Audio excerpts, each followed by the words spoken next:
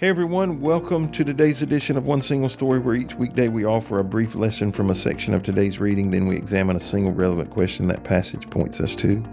Today I'm joined by Sheryl Daughety, and we're looking at a passage from Numbers chapter 10. So in the previous lesson, we considered that Israel's national identity was rooted in two perspectives. So they were both a community with a common enemy, slavery to Egypt, and a congregation with a common vision, God's chosen nation. And when the Lord instructed Moses to make two silver trumpets to use for signaling the nation, he mentioned these two perspectives. So when God spoke of signaling Israel to assemble, he called them a community. This word indicated Israel was a chosen congregation. But when when God spoke of signaling, I don't know why that word's giving me so much trouble today. Signaling Israel to pack up and move, he called them a camp. This word referred to Israel as a group of nomads and reminds us that they were former slaves who were now free and on the move. So the signals of the trumpets were these clarion calls to action. In verse 1, the call was to come together. In verse 5, the call was to move forward. In verse 9, the call was to fight the enemy. In verse 10, the call was for celebration and worship. And these clarion calls, or these signals, seem to fall into two broad categories. One, some clarion calls are calls of faith, and then some clarion calls are calls of fate. And the modern believer responds to these categorical clarion calls, right? There are some calls of action that God presents to us that are actions of faith. They are responses to our identity as the chosen people of God, our prayer and fasting, our study of Scripture, our church attendance, etc. But there are some calls of action that are actions of fate. They are pressed upon us by circumstances we didn't choose, to stand up for right and wrong, fighting for the family, believing in God in difficult seasons. So, Cheryl, tell us today maybe about some times in your Christian experience when you had a faith call, something that it was built around your identity as a person of God. One of the first ones that comes to my mind is when we started life groups at this church. It wasn't that long after we had first become part of the church, maybe like 4 years in. And we were part of a group, and then we were asked to become leaders. And, my husband and I both at the time were like, what? Y'all are crazy. We're totally not qualified to be doing this. But what it became was us choosing to say, okay, God's asking us to do this. It feels scary and like really unknown territory. And neither of us felt that we had the knowledge or the ability to do it and do it well. But we decided we've been asked.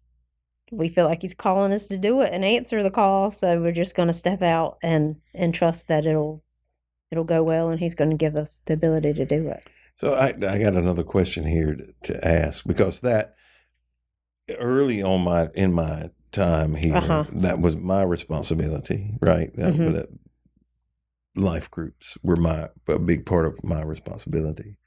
And that was not always the response. More often than not they didn't say it like this, but we like where we are and just don't want to do it. So why is it so hard for Christians to take action? About anything, or you mean about specifically just about hard things? Frankly, because that doesn't, to me, and I know some of that's personality driven, that doesn't seem like I'm asking for, you to give your second child up. Right. It seems like, it feels like, and some of that's personality driven, right? Yes. Yeah. Yeah. Because my husband and I are both pretty adventurous, and will tackle, nearly anything within reason. I think that what you just said is a big reason for it, which is comfort. I really do think that it is about wanting to stay where you are and doing what you're doing. If it currently feels like a comfortable place to be, it's easy. And I also think it can be about the unknowns of what is going to happen. If I step across that line and I do go into doing this new thing, this new call of action that has been placed in front of me, if I accept this challenge, what about my life is going to change? What about the things that God's going to then ask me to do is going to change? Is he going to ask me more? Are people going to see me differently? Are people going to respond to me differently? Are there going to be new responsibilities and expectations put on me because I have accepted this next thing? I think comfort is the big word. You and I both have made steps into ministry as adults. It wasn't like, that was a big moment for me to be willing to do. I didn't want to do it. But what about maybe some times in your experience, your Christian experience, when you have had this fate call where you feel like you were called for a specific time for a specific thing? You mean under circumstances you did not choose for yourself? It could be that, yeah, or a situation that you had to deal with.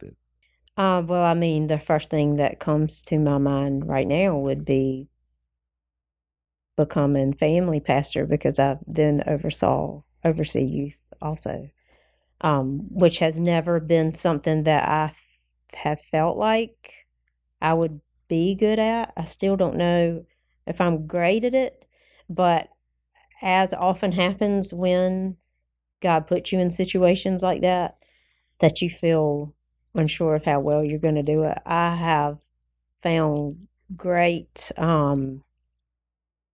maybe even the word satisfaction is right for this in doing it. And I think one of the reasons is the timing, because there's so many of those students who I have worked with since they were tiny. And so there's a lot of joy in being able to be involved in the process of watching them move from childhood to adulthood. There's so much joy in getting to have these conversations with them about their faith and being in that transition from childhood to adulthood, and them even considering letting me speak into that part of their life and their faith. For me, the fate, that's probably a lot of examples I could give over time. But the two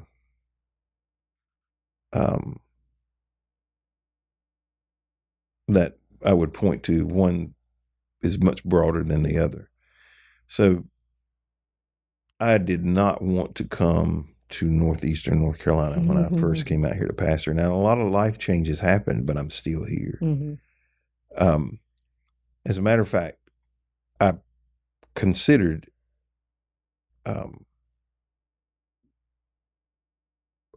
planning a church. And my leaders in the denomination, I wanted to go to Ames, Iowa. I don't have no idea why. That was there was not a Church of God there. That was the tribe I was in. And it was a college town with Iowa State University's there. And I randomly picked it from some options, and they wanted me to go to Boston. And either one I probably could have had some success at. I don't know. Church planning in the 90s looked different than it does today. There's a lot more resources and understanding today. But I came out here, and early on, I don't know, the first couple of years, I remember specifically where I was at. I was sitting at Simp's Barbecue. So, they've been closed a long time. No, Simp's over there in Roper. That was right on the highway. Oh, yeah. Yeah. Gosh, that has been a long time ago. So preacher told me, he said, you're called to come to make a difference in northeastern North Carolina. This is not where I would have chosen. Matter of fact, before I came here, the church, I made a request. They'll tell you how funny this is. The church I wanted to go to was in Selma, which was my mom's home church. Johnston County was growing, and I pouring over from Wake County, and I wanted to go there. And the pastor was needing to move, and he said the option was Cherry, right outside of Cresswell. And he said, I have some allergies, and it's too close to the water. so I can't do it. Do you know where he ended up moving? Elizabeth City. But the church was a lot bigger in Elizabeth City. Right. And That's I thought, funny. you're full of, that's what I said. The second, Let's just tell the truth. yeah, the second one, the fate one, is much more recent. And I have accepted that for whatever reason, God decided after many years that it was going to end up on my plate, right? Mm-hmm. And it was going to be handed to me.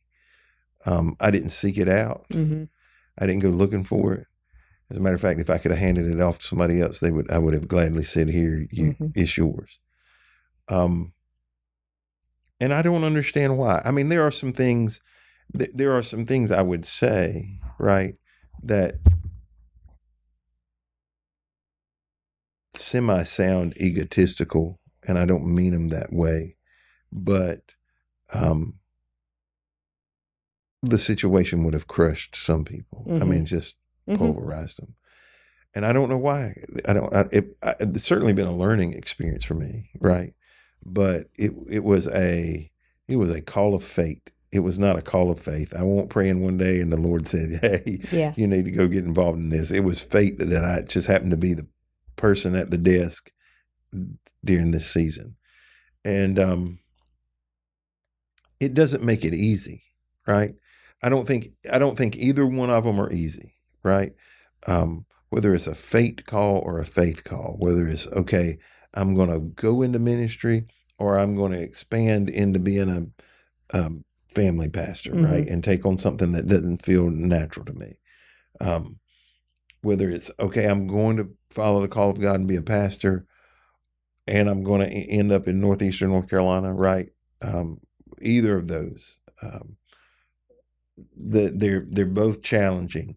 And I think people stop and hesitate to do what they need to do because it is easier to be comfortable. For example, if you get called into ministry, you can forget routine. I mean, there are some things you might be able to create routine, but there's some new crisis every day in somebody's life, every single day in somebody's life. People die, you can forget thinking you're even going to have real work hours. I mean, they don't exist. That's right. I hear people talk about, that's 9 to 5. You better go somewhere else, right? Yeah, not a ministry job, right? You could be an admin in a church and have some set office hours. Yeah. But even then, there are things we need. You can't control when people die. You can't do that. You can't control when people get sick. You can't control when people have divorce or have crises or all of the above. And so it's a real challenge. So yeah, but easy is not always good or the best. Matter of fact, it usually isn't. I would agree. Yeah, well, nothing is as easy as you think it is, right? Some people make it look easy, right? You ever seen people I see people on the outside whose marriages look perfect. But what I know, I'm smart enough to know at this point. I might not would have thought that 40 years ago, but I'm smart enough to know things are not always as they seem. But they work hard at it. You mean making it look good or having a good marriage? Both. I mean, it's hard to. I mean, most of the time, on that subject, most of the time, I think you can spot when they're faking it. Right, you can figure that out pretty quick. But even the marriages that look like, man, they got it made. It's not. They don't have it made because they got some fairy dust sprinkled on them. They look like they got it made because they work really hard at it. Right, they do things that aren't convenient sometimes. Right. That are complicated. They have conversations and they learn and they grow and they put. That's why it looks easier. It's like watching, I don't know, Michael Jordan or LeBron James. They have some unique physical gifts that they're born with, but part of the reason why it looks so easy to them is because they put in the effort and the time, right? To make that work. And yeah, that's what I would say about marriage and jobs. Everybody thinks about jobs. I tell my kids all the time, you think you're going to have a job that's easy or that you're going to be happy at every day? No. I love what I It do, doesn't exist. but I ain't happy about it every day. But that's also true about our faith, right? Yeah, I ain't happy Because- about it every day. Well, no, but I mean, we have to make the choices to put in that consistent, what can sometimes feel like hard work for us to weather the storms of situations that come about. Like those faith situations, sometimes faith too.